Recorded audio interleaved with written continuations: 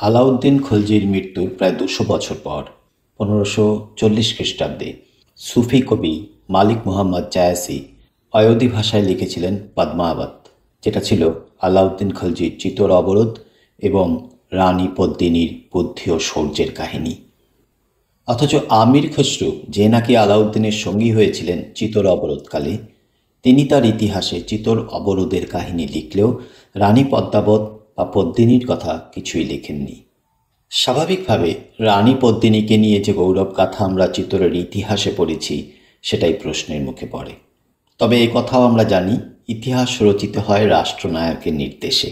তাই সত্যটা প্রশ্নের মুখে থাকলেও আমির খসরু লেখেননি বলেই তা সত্যি নয়, এমনটা নাও হতে পারে। কোন রাজা চাইবে তার অসাফল্যের কাহিনী ইতিহাস বইতে লেখা থাকবে? তবে জয়াসির লেখা ছাড়াও জৈন সাহিত্যে জেমস টডের রচনায় পদ্মাবতীর কথা বলা হয়েছে। একটা কথা না বললেই নয়, ২০০০ বছর আগে আলেকজান্ডার পুরুকে কি বলেছিলেন তা আমাদের ইতিহাস বইতে লেখা থাকলেও ১০০০ বছর আগের মীরাবাই পদ্মাবতীর অস্তিত্ব নিয়ে আমাদের অনেক প্রশ্ন রয়েছে।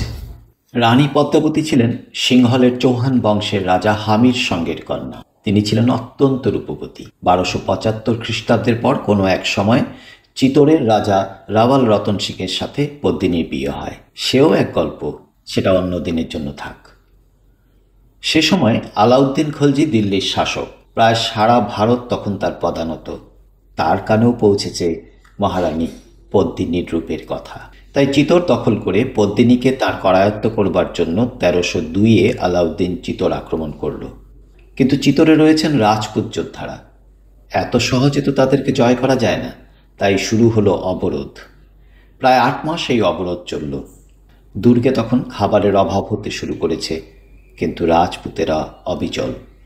তখন আলাউদ্দিন এক নতুন ফাঁদ পাতল। বলল, যদি মহারানী পদ্মিনীকে একবার আয়নাতেও দেখতে পায় তাহলেই সে ফিরে যাবে। পরিস্থিতি বিচার করে রতন সিং রাজি হলেন।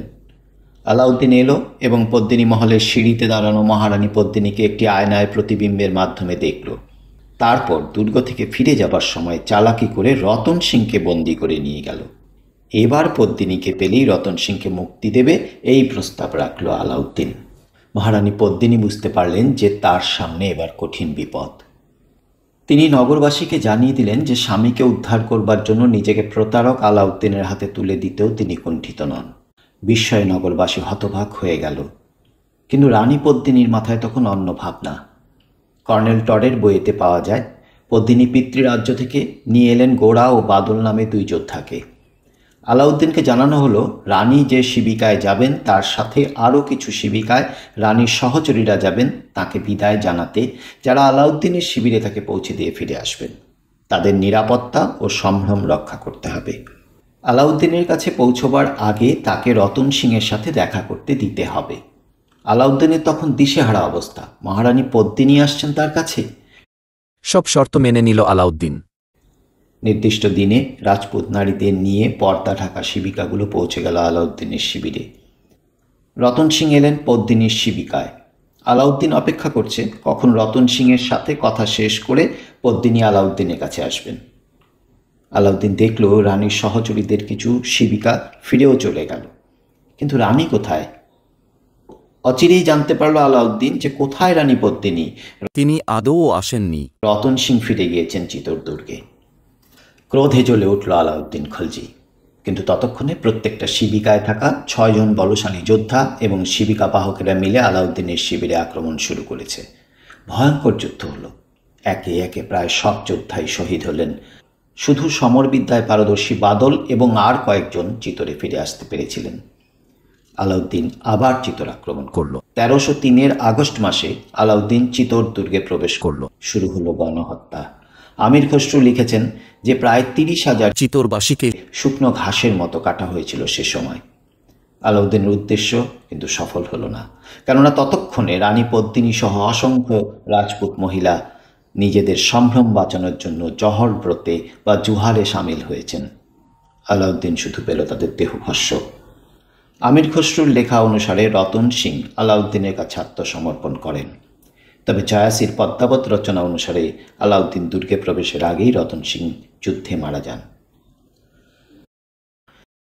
রাজা কনক সিং থেকে রানা ভীম সিং পর্যন্ত দীর্ঘ সময়ের আবর্তে চিতোর অনেক উত্থান পতন, পট পরিবর্তন, ক্ষমতার লড়াই, স্বার্থপরতার প্রকাশের মধ্যে দিয়ে ধীরে ধীরে তার গৌরব হারিয়েছে।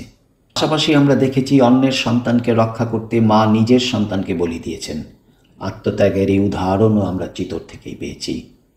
কৃষ্ণপ্রেমের এক গভীর আখ্যান আমরা চিতোরেই দেখেছি। নিজের পবিত্রতাকে নিজের জীবনের আগে স্থান দিতে আমরা চিতোরেই দেখেছি। মালিক মোহাম্মদ জায়াসি এবং জৈন সাহিত্য ছাড়াও ১৬শ শতকের ঐতিহাসিক ফিরিস্তা এবং হজুদ্দাবিরও তাদের রচনায় পদ্মিনীর উল্লেখ করেছেন। তাদের রচনাতে পদ্মিনীর উল্লেখ থাকলেও প্রত্যেক বর্ণনা আলাদা আলাদা। যেমন ফিরিস্তা বলেছেন যে পদ্মিনী রতন সিংয়ের স্ত্রী নন, তার কন্যা। জেমস টড বলেছেন পদ্মিনী ভীম সিংয়ের পত্নী, যিনি ছিলেন লক্ষণ সিং এবং রতন সিংয়ের কাকা। এসব থেকে একটা কথা বোঝা যায় যে পদ্মিনীর চরিত্র কাল্পনিক নয়, বরং ইতিহাস প্রভাবিত করবার মতোই ছিল তার উপস্থিতি।